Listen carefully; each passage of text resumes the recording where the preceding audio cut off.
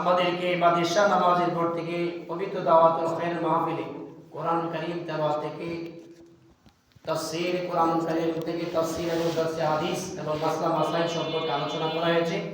এতক্ষণ পর্যন্ত আমরা যারা বসে আছি, বসে বসে আমরা শুনেছি আল্লাহ পাক রব্বুল আলামিন আমাদের ইসআনে আল্লাহ তাআলা আমাদের বরকত দান করুন। সকলে আমিন। ইয়া রাসূলুল্লাহ আল্লাহ পাক রব্বুল আলামিন আমাদের দিলকে নূরানি করে দেন। সকলে আমিন। আমিন। সম্মানিত মুসলিম ইকরাম, সময় অনেক গভীর হয়ে যাচ্ছে, কথা বেশি বলবো না। মূল যে কথাগুলো আপনাদের সামনে আজকে তুলে ধরবো, আমাদের সামনে রমজান আসতেছে। কি আসতেছে? রমজান। এই রমজান মুমিনদের জন্য, তাকওয়ার জন্য, ফরজগারের জন্য। বলুন না সুবহানাল্লাহ। আমরা রমজান পেয়ে প্রথম থেকে শেষ পর্যন্ত রমজানে রোজা রেখে, সারাদিন না খেয়ে রোজা রেখে, তারাবি নামাজ আদায় করে, নফল তাহাজ্জুদের নামাজ আদায় করে আমরা কি কতটুকু সফল হয়েছি, এটাই হলো দেখার বিষয়। কথা বলেন ঠিক না? আমরা আমাদের হায়াতে জিন্দেগি আল্লাহ পাক রব্বুল আলামিনের সন্তুষ্টি এবং রাসূলের সন্তুষ্টি কতটুকু আদায় করে আমরা দুনিয়া থেকে বিদায় হচ্ছি এবং বিদায় নেব। আমাদের সফলতা ওই জায়গায় যখন হাসরের ময়দান থেকে বিচার হওয়ার পরে জান্নাত বা জাহান্নাম, ওই জায়গায় হলো সফলতা। যদি আমার জিন্দেগি যদি নসিব যদি ভালো হয়, আল্লাহ যদি রহমতের দৃষ্টি দেয়, রাসূল করিম সাল্লাল্লাহু আলাইহি সাল্লাম যদি আমার আপনার জন্য যদি শাফায়াত করে, তাহলে হলো সফল। আর আল্লাহ যদি আমাদের দিকে যদি রহমতের দৃষ্টি না দেয়, রাসূল করিম যদি আমাদের দিকে না তাকায়, সুপারিশ যদি না হয়, তাহলে আমাদের জন্য সফলতা নয়, আমাদের জন্য জাহান্নাম। কথা বলে ঠিক কিনা? আজকে যা আলোচনা হয়েছে, এই আলোচনাগুলো আমরা ধরে রাখতে পারি কিনা, ধরে রাখতে পারবো কিনা, এটাই হলো মূল বিষয়। আমরা এই হুজুর আলোচনা করেছেন রমজান নিয়ে এবং রমজানের মাসলা মাসাইল সম্পর্কে। রিফাত হুজুর আবার আলোচনা করেছিলেন রাসূলের শান সম্পর্কে। এইগুলো আমাদের কতটুকু আমরা আমাদের নফস এবং আমাদের দিল, আমাদের জেহেনে কতটুকু রাখতে পারি, কতটুকু আমল করতে পারবো, এটাই হলো মূল বিষয়। কথা বলেন ঠিক না? ঠিক। ইমাম জালালউদ্দিন রুমি রাহমাতুল্লাহি আলাইহি ওনার মসনবী কিতাবের ভিতরে উনি একটা কথা উল্লেখ করেছেন, আমরা খুব মনোযোগ সহকারে শুনুন। ইমাম জালালউদ্দিন রুমি তার কিতাবের ভিতরে একটা কথা উল্লেখ করেন, তা আমাদের জিন্দেগিতে আমরা অনেক আমল করি, সারাদিন 5 ওয়াক্ত নামাজ আদায় করি, দান করি, সাদকা করি, মানুষের খেদমত করি, অনেক কিছুই করি, কিন্তু আমাদের কোনো আমলের তাসির হয় না। কথা বলে ঠিক কিনা? আমাদের আমলের কোনো তাসির হয় না, যেমনটাই তেমনই রয়ে গিয়েছে। কিন্তু আমাদের নামাজ তো কমতি নয়, 5 ওয়াক্ত নামাজ আদায় করতেছি, সকাল কনকনে শীতে ফজর নামাজ মসজিদে ইমামের পিছনে পড়ি, যেখানেই যাই, যেখানে আজান হয় সেখানে সকল কাজ বন্ধ করে নামাজ আদায় করি, খেদমত করি। কিন্তু দেখা যায় দিন বেলা শেষ হওয়ার পরের দিন যেই নাম সেই কদু, অর্থাৎ আমি যেভাবে রয়েছি সেভাবেই আছি, আমার ভিতরে কোনো পরিবর্তন আসে। এতে কথা বলে ঠিক কিনা? এতে কোনো পরিবর্তন আসে? একটা উপমা হলো আপনারা বুঝবেন। যেমন যদি আপনারা চাউলের বস্তায় যদি ধানের বস্তায় যদি আপনার ধানটা যদি ওই বস্তা যদি আপনারা বান দিয়ে রাখেন, অনেক দিন পরে যদি যান, এই ধানের দেখবেন ধানের খোসা থাকবে, ধানের ভিতরে চাউল নাই। কথা বলেন ঠিক না? এখন এই চাউল কোথায় গেল? যায় দেখে যে কি দেয়, কি ফেলেছে, চাউল খেয়ে ফেলেছে। খোসা কিন্তু আছে কিনা? খোসা আছে কিন্তু চাউল নাই। ঠিক আমাদের মধ্যে বড় শয়তান হলো, আমাদের বড় দুশমন হলো শয়তান। বলেন কি? শয়তান। আমরা রয়েছি কিন্তু ভিতরে যে আমার সবকিছু শেষ হয়ে গিয়েছে, এটা কিন্তু আমি টেরই করতে পারি নাই। খোসা রয়ে গেছে, চাউল নাই, আমি রয়েছি, সৌন্দর্য আছে কিন্তু আমার ভিতরে মাল নাই। না থাকার কারণে দিন বেলা শেষ হলে যেমনটাই এমনও রয়ে গিয়েছে, আমার জবান আগের মতন রয়েছে, গীবত চলতেছে, নামাজও চলে, চোখের জিনাও চলে, চোখ দিয়ে আমারই দেখতেছি, কান দিয়েও শুনি, কান দিয়ে হাত দিয়ে সবকিছুই দেখি, কিন্তু আমার গুনাহ আমার থেকে এখনো সরে, গুনাহ আমার কাছ থেকে এখনো সরে নাই। কেন? আমি যে এখনো আমি হতে পারি নাই, আমি যে এখনো পরিপূর্ণ মুমিন হতে পারি নাই, আমি এখনো পরিপূর্ণ মুমিন হতে পারি নাই। যতক্ষণ পর্যন্ত আপনি মুমিন এবং মুসলমান না হবেন, ততক্ষণ পর্যন্ত আপনি সফল কাম হতে পারবেন। তো যতই আলোচনা হোক, যতই ইবাদত করি, ইবাদতে যদি আমার গুনাহ থেকে যদি দূরে রাখি, ইবাদতে যদি আমাকে যদি গালি থেকে দূরে রাখি, ইবাদত যদি আমাকে গীবত থেকে দূরে রাখে, ইবাদত যদি আমাকে কবরের ভয় দেখায়, ইবাদত যদি আমাকে হাসরের ভয় দেখায়, ইবাদত থেকে যদি আমি আল্লাহকে ভয় পাই, এটাই হলো আমার সফলতা। কথা বলে ঠিক কি না? এটাই হলো আমার সফলতা, নয়তো নয়। তো আমাদেরকে নামাজের সাথে সাথে, ইবাদতের সাথে সাথে আমাদের জবানের হেফাজত করতে হবে, আমাদের চোখের হেফাজত করতে হবে, আমাদের হাতের হেফাজত করতে হবে। আল্লাহ পাক রব্বুল আলামিন কোরআনুল কারীমের সূরাতুল আনামে বলেন, কুল আরাইতুম ইন আখাযাল্লাহু সামআকুম ওয়া আবসারাকুম ওয়া আখাযা আলা কুলুবিকুম মান ইলাহুন গায়রুল্লাহ। আওয়াজ দিয়ে বলেন না সুবহানাল্লাহ। সুবহানাল্লাহ। আমার আল্লাহ বলেন, হাবিব কুল, এ হাবিব আপনি বলেন, আরাইতুম, আচ্ছা বলেন তো। অনেকে বলেন আচ্ছা বলেন তো, এই লোকটা যে এটা করে, এটা কি কাজটা ঠিক করে? এরকম ভাবে বলে কিনা? তো আমার আল্লাহ বলেন, কোন হাবিব আপনি বলেন, আরাইতুম, আচ্ছা বলুন তো, ইনা ফাযাল্লাহু সামআকুম ওয়া আবসারাকুম ওয়া খাতামা আলা কুলুবিকুম, আমি আল্লাহ যদি তার চোখকে বন্ধ করে দেই, আমি আল্লাহ যদি তার কানকে বন্ধ করে দেই, ওয়া খাতামা আলা কুলুবিকুম, আমি যদি তার কলবকে বন্ধ করে দেই, মানিলাহুল গায়রুল্লাহ, এ ইয়া রাসূলুল্লাহ হাবিব আপনি বলেন, তাদের কি দ্বিতীয় কোনো খোদা আছে?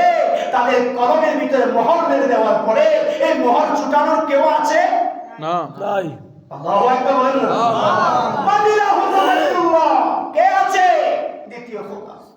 আমি খোদার মতন কেউ কি খোদা আছে? আমি খোদার মতন কি কে রহমত দেওয়ার মতন কেউ আছে? নাই। তো আমি আল্লাহ ওই সময় তাকে শাস্তি দেব, ওই সময় তার কাছ থেকে তিনটা নিয়ামত আমি ছিনিয়ে নেব। চোখ দেওয়ার পরে চোখের হেফাজত যদি না করি, কান দিয়েছি কানের হেফাজত যদি না করে, যদি কলম দিয়েছি এই কলমে যদি খোদা চলে যায়, এই কলমে যদি দ্বীনের ইলাহে চলে যায়, এই দিনে যদি আল্লাহর ভয় না থাকে, আমি মোহর মেরে দেব। আমি কি মেরে দেব? মোহর মেরে দেব। আমাদের মোহর মেরে দিয়েছে। মোহর মেরে দেওয়ার কারণে এই দিন থেকে ভালো কিছু আসে না। আমাদের চোখের ভিতরে পর্দা ফেলে দেওয়া হয়েছে। পর্দা ফেলে দেওয়ার কারণে এই চোখ দ্বারা ভালো কিছু দেখাই আমরা দেখি না। কথা বলেন না ঠিক কি না? কান আছে, মসজিদের সাথেই আমার ঘর, আযান হচ্ছে হাইয়া আলাস সালাহ হাইয়া আলাল ফালাহ, কল্যাণের জন্য এত আহ্বান করে, কিন্তু তার কানে তো আল্লাহ খুশি হয়, তার কান তো পর্দা করে গিয়েছে। সে কিভাবে আযানের এই আহ্বান শুনবে, কল্যাণের আহ্বান শুনে কিভাবে মসজিদে আসবে? কথা বলেন না ঠিক কি না? তো আমাদেরকে আল্লাহকে খুশি করতে হবে, রাসূলকে খুশি করতে হবে। এবং কি নিজেকে কামিয়াবি করতে হলে, নিজেকে সফলতা অর্জনকারী বানাতে হলে, মুমিন এবং মুসলমানের কাতারে যেতে হলে যতটি কাজ আছে আল্লাহ এবং সন্তুষ্ট উদ্দেশ্যে আমাদেরকে আদায় করতে হবে। একটা ভুল করার পরে আর ভুল জীবনে করব না, এটাই হলো আমাদের জীবনের সফলতা। কথা বলেন ঠিক না? এটাই হলো জীবনের সফলতা। আমার কলসির ভিতরে যদি ময়লা থাকে, দেখার পরে এই কলসি থেকে পানি খাবো, খাবেন আপনারা কেউ? ময়লা দেখলে খাবেন কেউ? কেউ খাবো না। কিন্তু আমার দিলের ভিতরে এত গুনাহ দেখার পরে, আমার আপনার দিলের ভিতরে এত ময়লা রয়েছে, এই ময়লা রেখে নামাজ আদায় করতেছি, এই ময়লা রেখে যাকাত দিচ্ছি, কি ফায়দা হবে? কোন ফায়দা হবে? কোন ফায়দা হবে না। দিল ঠিক আছে কিনা, আমি সাদকা করি, আমি ঠিক আছে কিনা, আল্লাহর ইবাদত করি, আমি ঠিক আছে কিনা, এটা আমাকে দেখতে হবে আগে। তাহলে আমার এই কুরবান, আমার এই সাদকা, এই সাদকা আল্লাহর দরবারে কবুল হবে। কথা বলেন ঠিক কিনা? তাহলে আমার আল্লাহর দরবারে কবুল হয়ে যাবে। ময়লা পানি থাকলে খাবো না, কিন্তু ময়লা রেখে, কলবি গুনাহ রেখে নামাজ আদায় করি, আজ থেকে 60 বছর হয়ে যায়, কিন্তু এখনো আমার নামাজের মুসল্লায় সেজদা দেওয়া এখনো স্বাদ লাগে না। চিন্তা একবারও করি নাই, সেজদা দিয়েছি, একবার দিয়েছি, সেজদা দেওয়ার মতন দেব, এরকম একটা লোক নাই। কথা বলেন, একটা লোক নাই। তো হাজিরিন, অনেকে জিজ্ঞাসা করলে, বাবা কি করেছেন, কি করবেন, কি করতেছেন? বলে কোন মতন দুনিয়া থেকে বিদায় হতে পারলেই চলে। কথা বল না, কোন মতন যাইতে পারলেই চলে। তো আমি আপনাকে বলবো, কোন মতন যাওয়া দরকার নাই, কোন মতন দুনিয়াতে থাকার চেষ্টা করেন, কোন মতে দুনিয়াতে থাকার চেষ্টা করেন। পারবেন কেউ? বলেন না পারবে? দুনিয়াতে কোন মতন যাওয়ার চেষ্টা করেন না করে, দুনিয়া থেকে কত মতন চেষ্টা করেন থাকার জন্য, কিন্তু থাকতে পারবেন? আমার আল্লাহ বলে, বান্দা কোন মতন তুমি কবরে আসিও না। কোন মতন যদি তুমি কবরে আসো, কবরে আসার সাথে সাথে ফিরা শুরু হয়ে যাবে, আসার সাথে সাথে আযাব শুরু হয়ে যাবে। ফেরেশতাকে হুকুম দেওয়া হবে, তোমার কবরে আযাব চলে আসবে বান্দা। হ্যাঁ, কোন মতন আসো না। আমি তোমাদেরকে কোন মত আসতে বলি নাই, আমি বলেছি ইয়া আইয়ুহাল্লাযীনা আমানু তাকুল্লাহ, আমাকে ভয় করো, হাক্কা তুকাতিহি ওয়া লা তামুতুন্না ইল্লা ওয়া আনতুম মুসলিমুন। বান্দা তুমি পরিপূর্ণ মুমিন মুসলমান হয়ে মৃত্যুবরণ করিও না, পরিপূর্ণ মুমিন মুসলমান হয়ে কবরে আসো বান্দা। সুবহানাল্লাহ, সুবহানাল্লাহ। আর আপনি বলেন কি, কোন মতন আমি যাইতে পারলেই চলবে। যান, যান। কিভাবে পার করবো এই আখিরাত? লম্বা আখিরাত কিভাবে পার করব? লম্বা কবরের জগৎ কিভাবে পার করব? মনে করেন যারা নূহ আলাইহিস সালাম থেকে শুরু করে এই পর্যন্ত কবরে আছে, তাদের জিন্দেগি কিভাবে চলে, কবরের জিন্দেগি কিভাবে পার করে? যারা আমার নবী মুস্তাফা সাল্লাল্লাহু আলাইহি সাল্লাম থেকে শুরু করে এই পর্যন্ত কবরে আছে, তারা কি অবস্থায় আছে? যারা কালকে ইন্তেকাল করবে, কিয়ামতের আগ পর্যন্ত কবরে কি অবস্থায় হবে? আমার আপনার তো কতকাল আগামী কালকে মৃত্যু হতে পারে কি পারে? তো মৃত্যু হয়ে গেলে ওই কবরে কিভাবে থাকবো? কবরে তো আযাব আছে, কবরে তো আযাব আছে। এই আযাবকে তো বিশ্বাস করতেই হবে মুসলমান। এই আযাবকে বিশ্বাস করে আমার আপনার জিন্দেগি সাজাইতে হবে, আমার আপনার জিন্দেগিকে মুসলমানের কাতারে রাখতে হবে, কোরআনের কাতারে রাখতে হবে, সুন্নাহর কাতারে রাখতে হবে। কথা বলেন ঠিক না?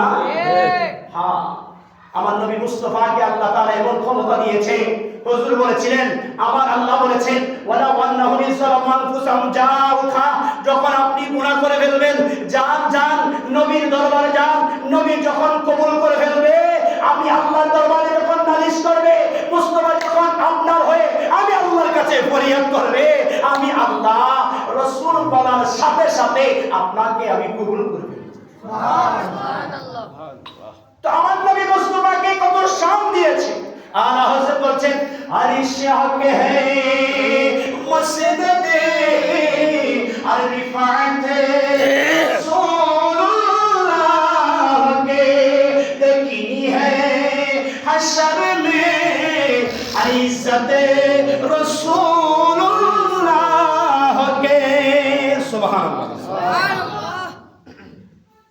ওই হাসরের ময়দানে শাফায়েতে কুবরার অধিকারী যিনি হবেন তিনি হলেন নবী মুস্তাফা সাল্লাল্লাহু আলাইহি ওয়াসাল্লাম। আজকে এই নবীর জন্য কুরবানি করে দিচ্ছি। আজকে যত আমল রয়েছে, যত ইবাদত রয়েছে, নবীর সন্তুষ্টি, আল্লাহর সন্তুষ্টি যদি না থাকে হাসরের ময়দানে উপায় হবে কি?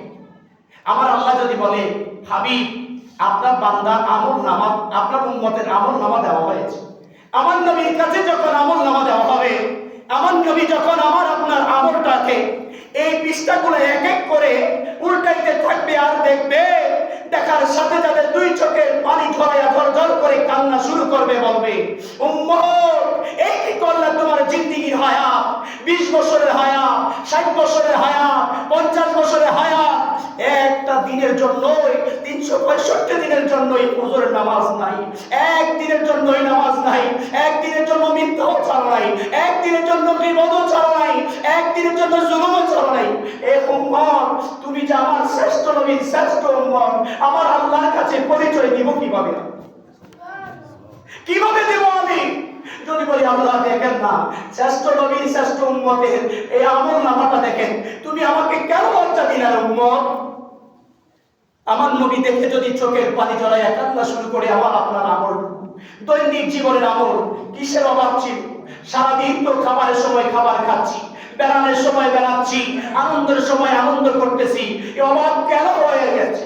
আল্লাহর কথা শুনি না, রাসূলের তরিকা অনুযায়ী চলি না, এতটুকুই আমাদের অভাব রয়ে গেছে। আর এই অভাব নিয়ে কবরে গিয়ে শান্তিতে থাকতে পারবো? শান্তিতে থাকতে পারবো না। হাসরের ময়দানে উপায় হবে কি?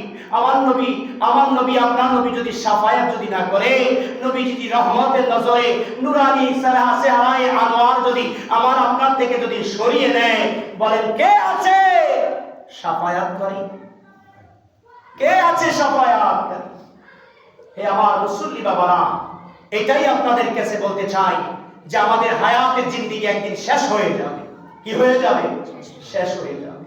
মুসলিম শরীফের একটা হাদিস, রাসূল করিম সাল্লাল্লাহু আলাইহি সাল্লাম বলেন প্রত্যেকটি সূর্য যখন পূর্ব থেকে পশ্চিম দিকে যায়, পশ্চিম দিকে অস্ত হয়ে যায়, আবার এই সকালবেলা যখন ওঠার জন্য এই সূর্যটা আরশে আজিমে চলে যায়। সুবহানাল্লাহ। যখন পশ্চিম দিকে ঢুবে ও সূর্য আরশে আজিমের কাছে যায় আর আল্লাহর কাছে ফরিয়াদ করে, মানে ইলাহি আমি কি আগামী কালকে সূর্য উঠাবো? আমি কি আগামী কালকে উঠবো? আপনার বান্দাদেরকে সূর্য আলো দিব? সুবহানাল্লাহ। আমি কি আলো দিব? আমার আল্লাহ অনুমতি দিলে পরের দিন সূর্য পূর্ব দিকে উঠে,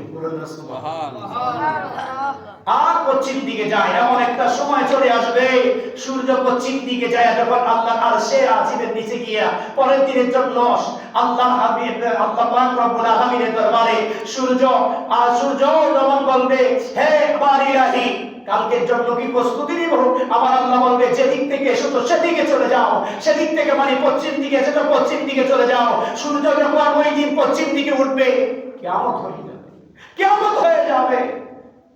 আমাদের জিন্দেগির জীবনে একদিন শেষ হয়ে যাবে, এই দুনিয়া একদিন কিয়ামত হয়ে যাবে। কেন দুনিয়ার আমাদের আসল, কেন দুনিয়ার হিসাব, কেন আখিরাতের হিসাব আমাদের ভিতরে আসে না? কবরের ভয় কেন আমাদের ভিতরে আসে না? নবী মুস্তাফার ভালোবাসা কেন আসে না? জাহান্নামের ভয় কেন আসে না? আমাদের বাঁচার ইচ্ছা আছে, কবরে বাঁচার ইচ্ছা আছে কি?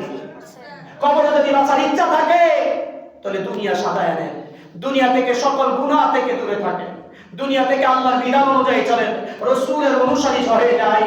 আল্লাহ পাক রব্বুল আলামিন আমাদের সকলকে সকল গুনাহ থেকে হেফাজত করুন, সকল বলেন আমিন। আগামী মাহে রমজান আল্লাহ আমাদের নসিবে আর একদিন বাকি আছে, যদি আল্লাহ নসিবে রাখে 30টি মাহে রমজান রোজা রাখবো। আল্লাহ আমাদের তৌফিক দান করুন, সকল আমিন।